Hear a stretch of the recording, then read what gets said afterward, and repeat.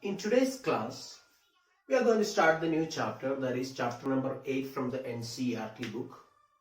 And the name of the chapter is electromagnetic waves. We know about waves. We have studied about waves in first year in the last chapter. Waves are disturbances that cause the propagation of energy, right? Then we have classified waves into two categories. One is called electromagnetic waves and second category is called mechanical waves. So what are electromagnetic waves? The simplest answer I can say is that the waves that do not require a medium for their propagation.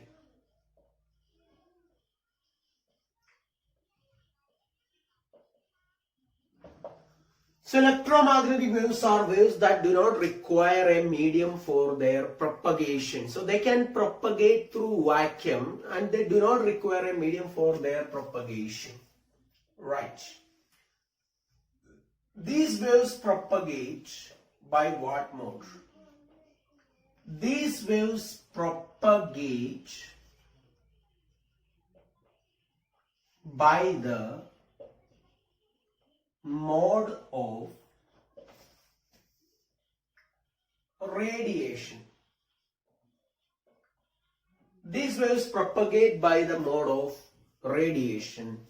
And the speed of these waves in vacuum, speed of these waves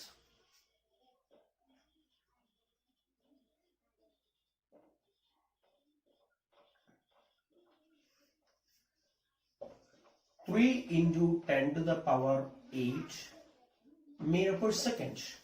The speed of these waves in vacuum is 3 into 10 to the power 8 meter per second. Okay, this is some basic idea. Okay, my question, will they propagate through a medium? Will these waves propagate through a medium? Answer is yes. They can propagate through medium as well as they can propagate in a region without medium also. Right, so generally electromagnetic waves are transverse in nature. These electromagnetic waves are generally transverse in nature. These are transverse waves. Electromagnetic waves are transverse in nature, let me tell you. So this is the basic idea regarding electromagnetic wave, as I can say. Now the next question that we need to answer is, what is the source of electromagnetic wave? Source of electromagnetic waves. What are the sources of electromagnetic wave? Or what generally produce electromagnetic waves? Let me tell you, the major source, according to the Maxwell's theory, according to the theory proposed by James Clerk Maxwell, the source of electromagnetic wave is an accelerated charge. Accelerated charges produce electromagnetic waves. Then what produces? So an oscillating dipole. Oscillating dipole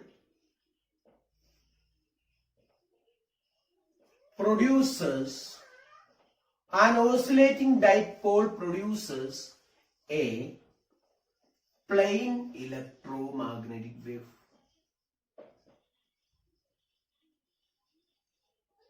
I just forgot to say one thing, that a plane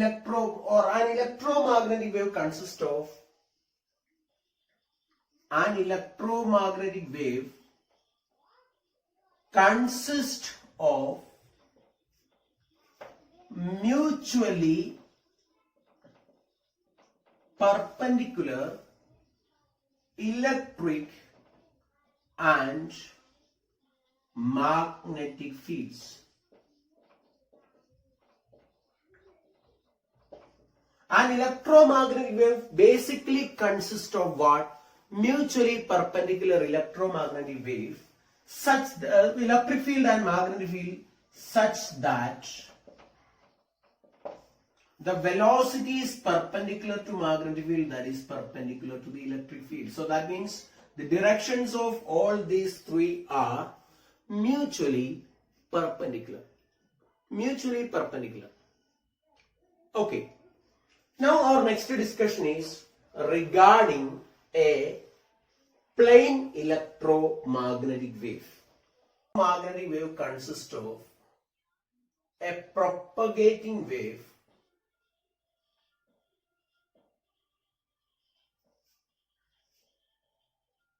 where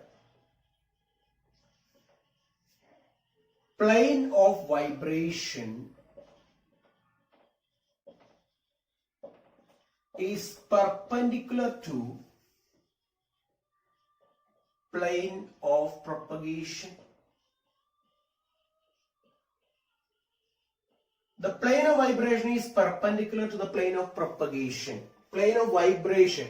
So here in an electromagnetic wave, what are vibrating?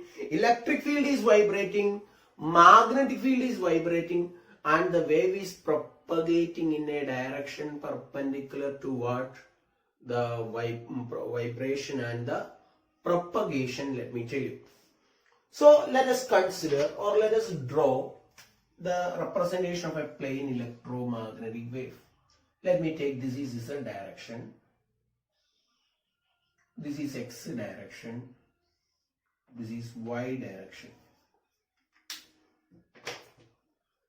Now let us consider this as the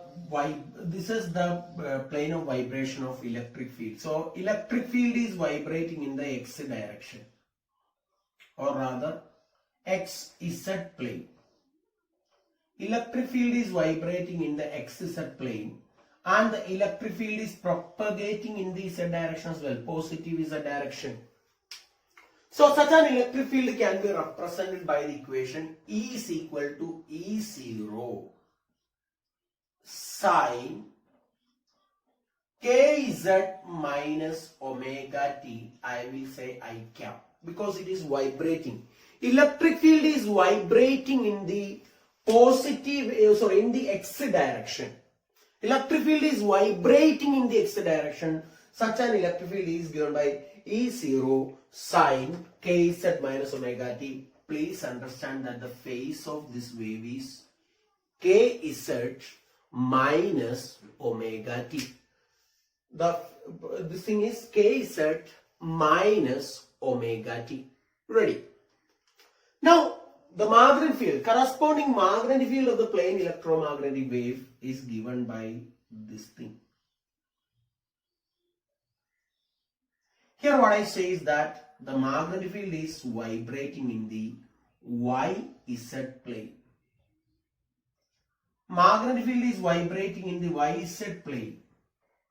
It is vibrating in the YZ plane. Magnetic field is vibrating in the YZ plane.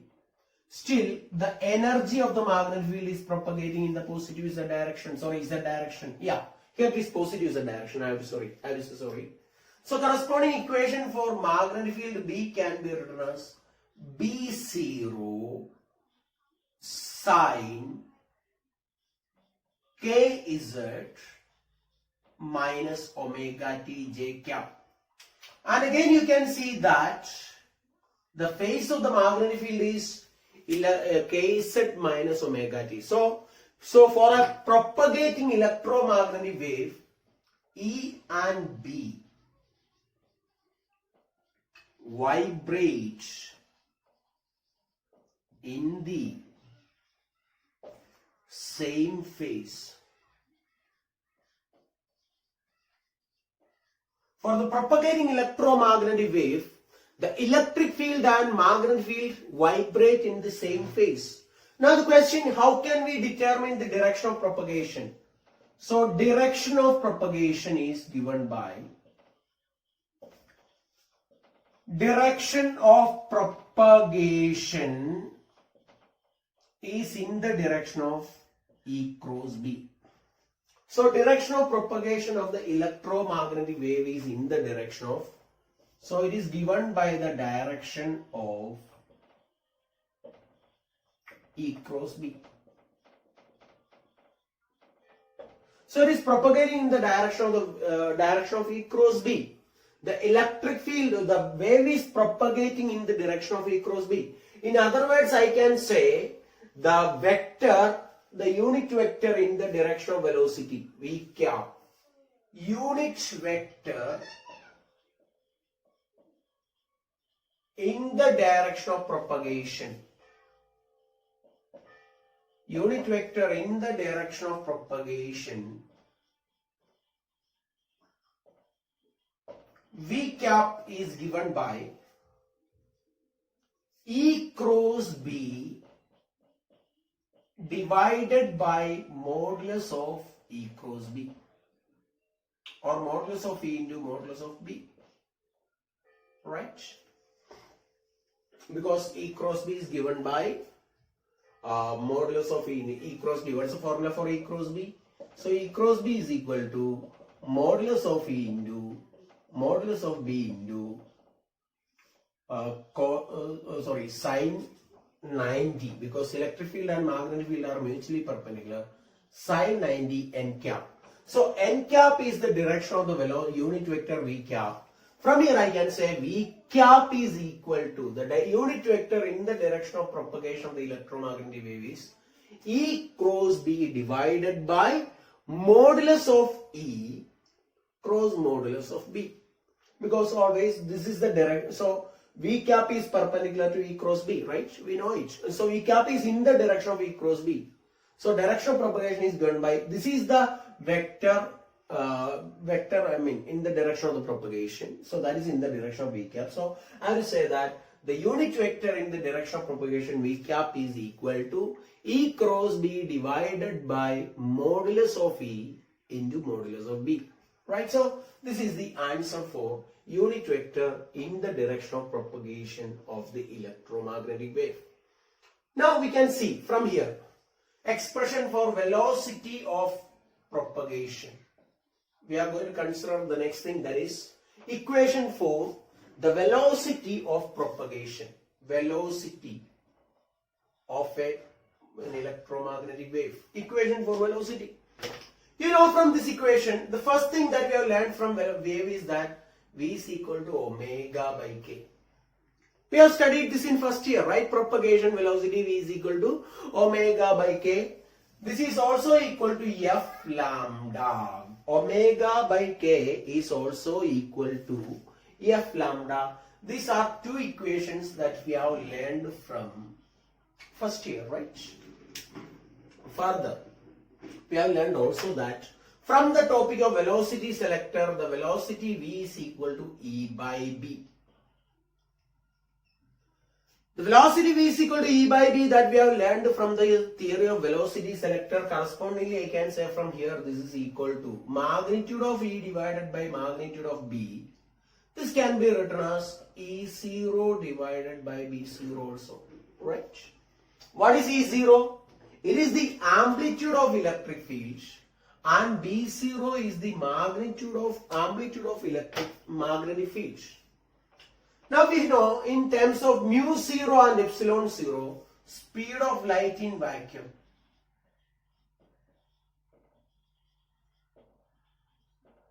Speed of light in vacuum C is equal to 1 by root of mu 0 epsilon 0. The speed in vacuum is 1 by root of mu 0 epsilon 0. This is equal to E0 by B0. In this case, E0 is the amplitude of electric field in vacuum. In this case, I am saying. In this case, E0 is the amplitude of electric field in vacuum. And what is B0? B0 is the amplitude of magnetic field in vacuum. B0 is the amplitude of magnetic field in vacuum. So this is a very important equation. From here I can say epsilon 0 E0 square is equal to B0 square divided by mu 0. How I got it? I squared this side. So I have taken this much part of the equation into consideration. So B0 square divided by mu 0. So epsilon, when you square it, this root will go. B0 square by mu 0 is equal to epsilon 0 E0 square. Or I will do one more thing. Half epsilon 0 square is equal to B0 square by 2 mu 0. What does this mean? This means the energy in a plane electromagnetic wave,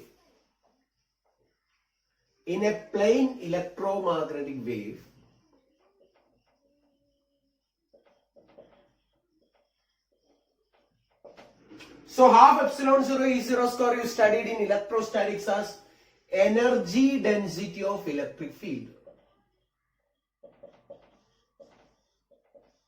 Energy density of electric field. The other thing you have studied as energy density in magnetic field. Energy density of magnetic field. So energy densities of electric field and magnetic field are equal in a plane electromagnetic wave. Now what is our next discussion is regarding the energy density or the energy density of a plane electromagnetic wave.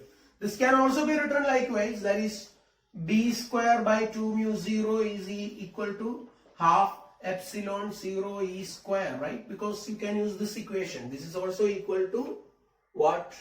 Ultimately I can say this is equal to E by B, right?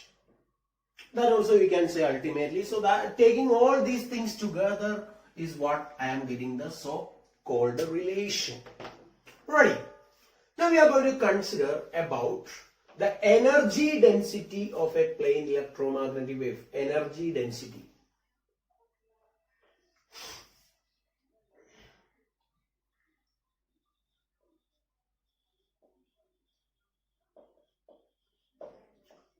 Energy density means energy per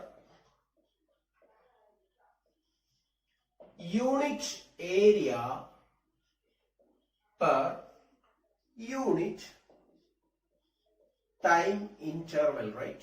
Sorry, energy per unit, my mistake. It's energy per unit volume. Okay. It's energy per unit volume. So I will say the energy density of the electromagnetic wave is equal to energy density of electric field plus energy density of magnetic field. Energy density of electric field plus energy density of magnetic field. So this can be written as half epsilon 0 E square plus B square divided by 2 mu 0. A little before I said that half epsilon 0 E square is equal to B square divided by 2 mu 0, which implies I can say this is equal to epsilon 0 E square, or that is also equal to B square divided by mu 0, because these two terms are equal. 1 by 2 plus 1 by 2 is equal to 1. So epsilon 0 E square is equal to B square divided by mu 0, right? Now this can be written as epsilon 0 E is equal to, according to our knowledge, E is equal to E0 sine kz minus omega t in magnitude.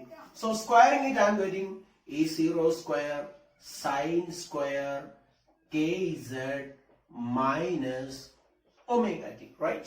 The energy density is equal to epsilon 0 E0 square sine square kz minus omega t. Ready? From here you can see that this energy density depends on the position as well as time. Energy density depends on both position and time. So we need to find out the average of this energy density. The average of energy density can be written as epsilon 0 E0 square into average of sine square kz minus omega t. What is average of sine square theta over a complete cycle? Average of sine square theta over a complete cycle is 1 by 2. So let me tell you the average energy density of a plane electromagnetic wave. It's very important. The average energy density of a plane electromagnetic wave is half epsilon 0 E0 square. This is also equal to B0 square divided by 2 mu 0, because you have seen that epsilon 0 E0 square is same as B0 square by 2 mu 0. This may also be written as epsilon 0 E RMS square, that is equal to B RMS square divided by mu 0. Where we have learned in the chapter AC as E RMS is equal to E0 divided by root 2. Right? B RMS is equal to B0 divided by root 2. So this is the idea I used for calculating the energy density. So let me tell you, this energy density is very, very important. I am saying energy density is very, very important. Energy density of a plane electromagnetic wave is given by this relation. So please understand this clearly. This is very, very important. Let me tell you. So please understand this. Now we are coming to the next idea, that is regarding intensity. Intensity of a plane electromagnetic wave. Intensity. So what I mean by intensity of a plane electromagnetic wave? Intensity may be defined as intensity I is equal to energy per unit area per unit time interval, delta T. Right? So let me write this in this way. So this is energy divided by volume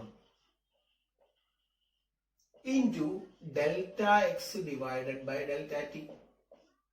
Right? Because area is volume by length. I have used the relation area is equal to volume divided by length, delta X. Delta X considering a small elemental length, delta X. So it is volume divided by delta X. So 1 by area is equal to delta X divided by volume. Right, so fine. So what is energy per unit volume? That is called energy density. So intensity is equal to energy density into delta X divided by delta T is V, velocity. So in vacuum we take it as C, in a medium it is C divided by refractive index, it is important. So energy density into C. So I will say average intensity is equal to, I think I can make a modification here. Why should I write it again? Why should I waste my energy? So energy density, intensity can be obtained as by multiplying energy density with the speed. So this into C, this into C, this into C, this into C. Now I am getting the formula for intensity, right? The intensity of a plane electromagnetic wave is given by half epsilon 0 E0 square C. That is equal to B0 square divided by 2 mu 0 into C. That is equal to epsilon 0 E RMS square into C. That is also equal to B RMS square into C divided by mu 0. Hope it is clear to you. These equations are all absolutely clear to you. Yes. This is regarding what I will say, the intensity of a plane electromagnetic wave. So in the next discussion we will study about the momentum carried by an electromagnetic wave. Momentum carried by an electromagnetic wave. Momentum. So momentum can be written as momentum P is equal to M into V. Here V is equal to C.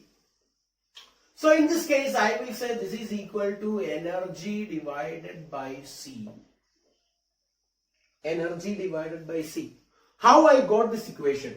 You remember this equation. Energy is equal to mc square, that is equal to Pc. Energy is equal to Pc. Pc is full of energy. So Pc is equal to E. So from here I will get momentum is equal to energy divided by C. I am not writing E. Energy I am writing.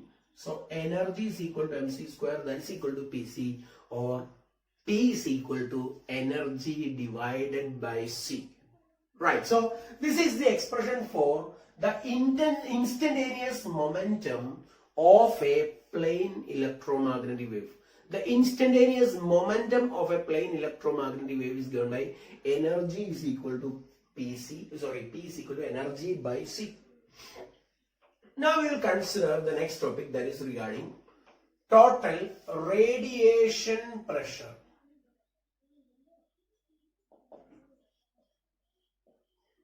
Radiation pressure.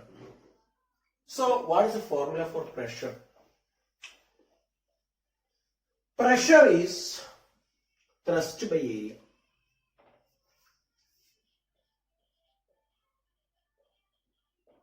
Force by area.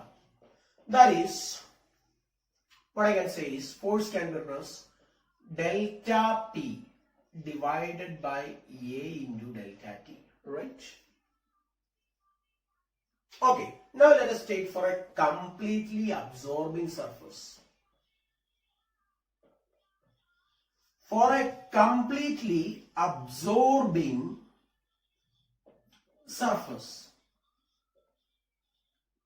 the initial momentum is equal to mc, final momentum is equal to 0. So here I will put a magnitude because pressure is a scalar quantity. So change in momentum is equal to mc, which is equal to energy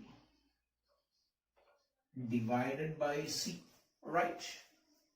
Energy divided by c. Okay, so from here I can say the pressure P is equal to energy by C. We have got a little before. So it is energy divided by area into delta T into 1 by C. Again, energy divided by C I have substituted for change in momentum. Energy divided by C I have substituted for change in momentum. Divided by this A is area. Okay, I will write as area here. So this is area into delta T. So energy per unit area per unit time is intensity. This is I by C. For a completely absorbing surface, the pressure is given by I by C. For a completely absorbing surface, it is I by C. The pressure is equal to I by C, and force F is equal to, I will say, IA by C. The force F is equal to IA by C because that is pressure into area. Force is equal to P into A, so that is IA by C. That's the expression for pressure. Ready? Now let us consider for a completely reflecting surface. Completely reflecting. For a surface which undergoes complete reflection, so initial momentum is mc, final momentum is minus mc. This is 2 mc, this is 2 energy by c, this is 2 we have to say, this is 2 we have to say, this is 2 we have to say. 2 into energy by area into delta T. 2 into energy divided by area into delta T. So this is, in this case, for a completely reflecting surface, the change in momentum is 2 into energy by C. Change in momentum. So 2-3 things you have to understand. For a completely reflecting surface, the change in momentum is 2 into energy divided by C. The second thing is pressure is equal to 2 into energy divided by area into delta T, that multiplied by 1 by C, which is 2I by C, and corresponding force F is equal to 2IA divided by C. Hope this is clear to you. And I feel that this much is absolutely clear to you. Okay.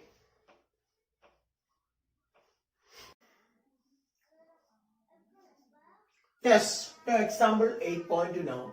8.1 is not there in the syllabus at present. A plane electromagnetic wave of frequency 25 megahertz travels in free space along x direction. At a particular point in space and time, electric field is given as 6.3 J cap volt per meter. You are asked to find out the magnetic field at that point.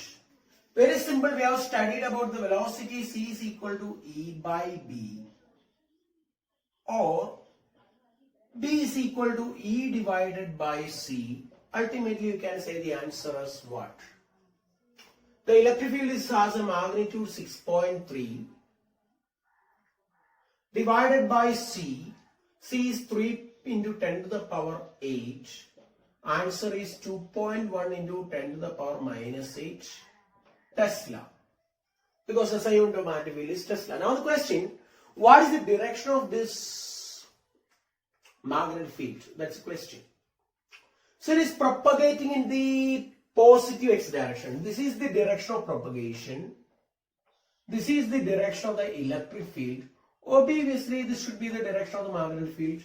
Right hand rule is enough. Or just simply use the rule E cross B. E cross B. Curl the fingers of your right hand from E to B. Thumb will represent the direction of propagation. So there are different easy methods of getting this answer. I will say this is a very simple question here, I have to say. Now we will consider example 8.3. Okay, so look at example 8.3, all of you. Let me read the question from the textbook.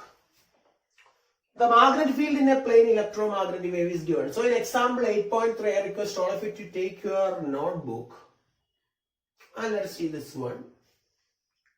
The magnetic field B is equal to, what is the magnetic field given? 2 into 10 to the power minus 7 sine. I will write 500x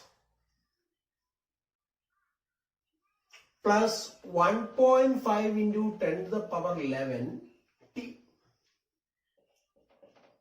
You are asked to find out first one, lambda. Lambda is very simple because this is 2 pi divided by k. 2 pi by k. This is 2 pi divided by 500, or this is 4 pi divided by 1000 meter. 4 pi is 12.56, so this is 1.256 centimeter. I will get easily. Right. 1.256 centimeter. Yes. Now what is the second thing you are asked to find out? Frequency. That is very simple. You can do. Frequency nu is equal to C by lambda. This is 3 into 10 to the power 8 divided by 1.256 into 10 to the power minus 2. So 1.256. So 3 into, roughly this is approximately, I can say 1.25 is 5 by 4. So 3 into 4 divided by 5 multiplied by 10 raised to 10 hertz. So 4 by 5 is 0.8. So this is around 2.4 into 10 to the power 10 hertz is the answer we are getting.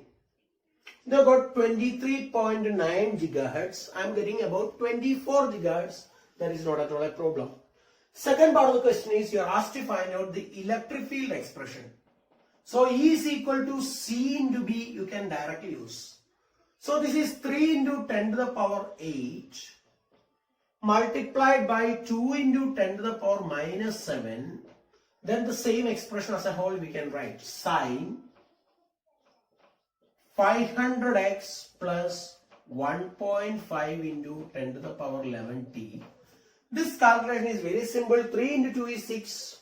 So I can just swipe it off here and will write as 60 sine 500x plus 1.5 into 10 to the power 11 t.